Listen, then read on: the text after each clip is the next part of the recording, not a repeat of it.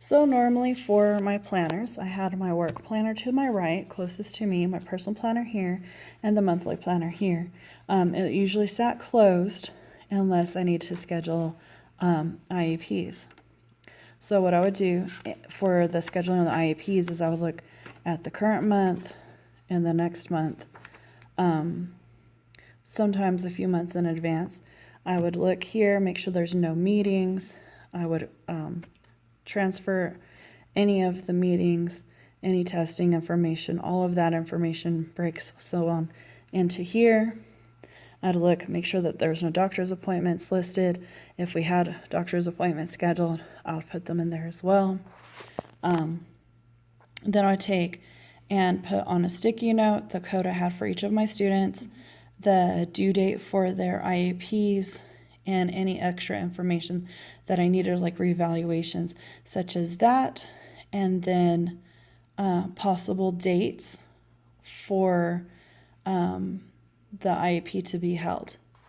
And then I would take this and of course the sticky notes were in there, and I would just take this over to the phone, the school phone, and then I would call and schedule it, and then I would write it in here on the day that we'd have an IEP. So let's say I had an IEP for myself that day, so I'd put my little code at, and then I would have the time for it, and then on the sticky note I would just put a slash through it, and I would take care of everything I need to take care of for that IEP, and then I'd move on to the next one. And when I was done with that sticky note, I would shred it just as a precaution. But I also would have another sticky note up here, like where there's no writing up there. I would have a sticky note up there with the different times, because on Wednesdays we usually had late start at the school district, or at least at the school, and so we'd be on a different schedule. And then I taught some classes, I'd have pullouts, all of that. So I made sure that I had the times down of what times would work on what days. But I usually just had the times up here on a sticky note.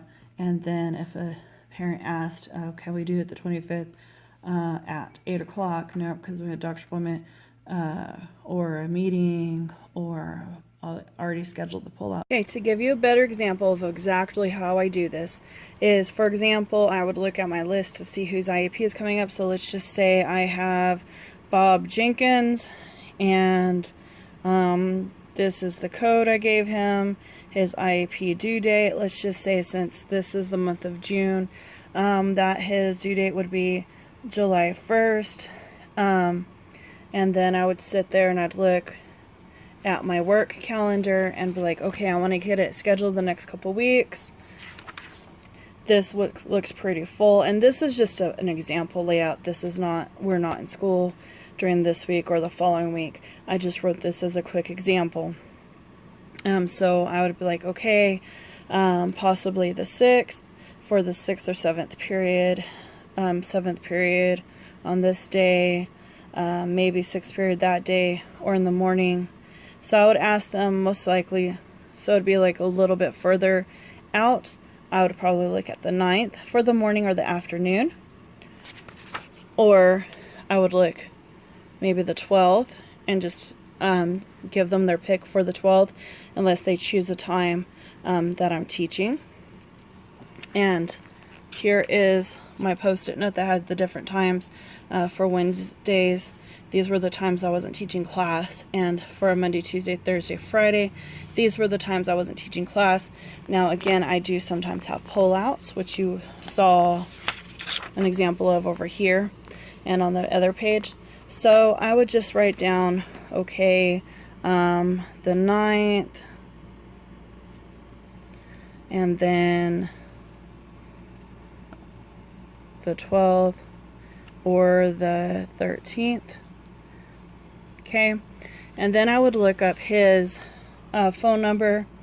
So let's just say, I know this is cliche, but let's just say, and I call and I just say, may I speak to the parents of Bob Jenkins? This is Stephanie Smedley, his GT teacher. I was calling to schedule his annual IEP. what times would work best for you. And I have right now, I have the June 9th, which is a Friday, June 12th, a Monday, or June 13th, a Tuesday. Would any of those dates work for you? Let's just say, for example, they say the 9th works best. They're off from work, and I'll ask them what time works best for them. I have morning or later in the afternoon available.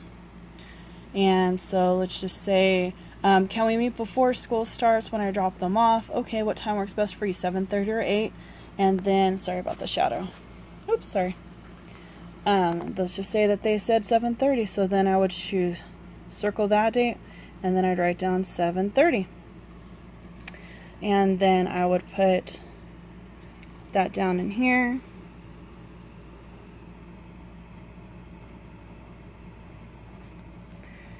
And then I'd go to my work planner, and I would write the code I have for them at 7:30, and then I would just write IEP at 7:30 in my planner, my personal planner.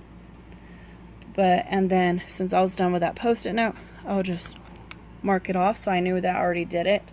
Usually I use the bigger post-it notes like that, and I can put 2 different people on there, like there would be a line through there to separate them, and I would have 2 people, so when I was able to schedule one, I would cross it off. Sometimes you couldn't get a hold of the parents right away, or they had to look at their calendar and get back to you, or there was other reasons why you would have to not be able to schedule it right away before the person underneath them, or you'd move on to the next person before you'd get to the second person. Yeah, just for an example. And that is what I do. Or this is a better example of exactly how I do it. Now, I do mention earlier that I did also look into my personal planner to check to make sure that there's nothing else going on.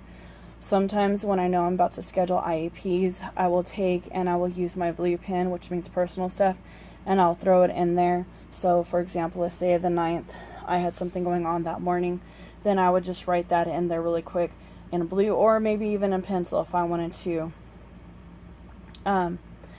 erase it in case it got changed.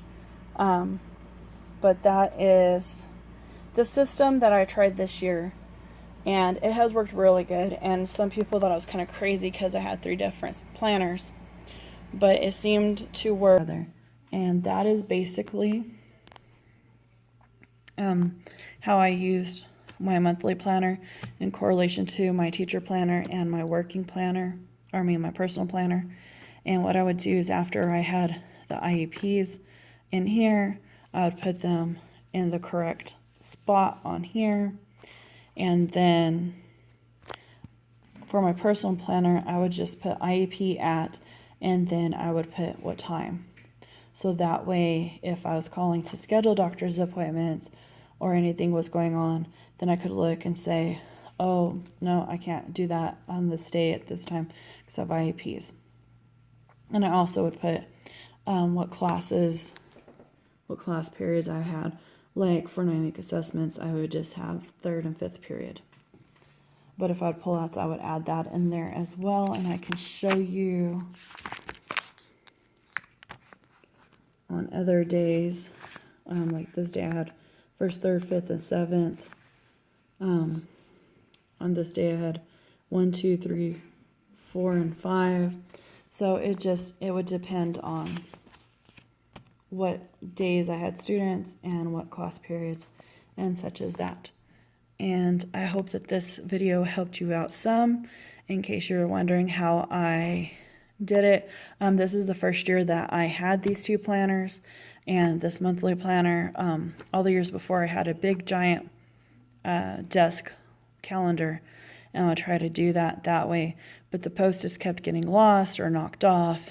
And then of course I had my kids that would like to doodle on my calendar, and sometimes stuff would get spilled, and it just was very messy by the end of the year and just not as conducive to the workflow as I had wanted. So I developed this system. It worked really, really well for me this year. So I hope that maybe this will help somebody else that's trying to find their groove for balance and scheduling. And thank you for watching. Have a great day and God bless. And if you like this video, please leave a like, a comment, and subscribe.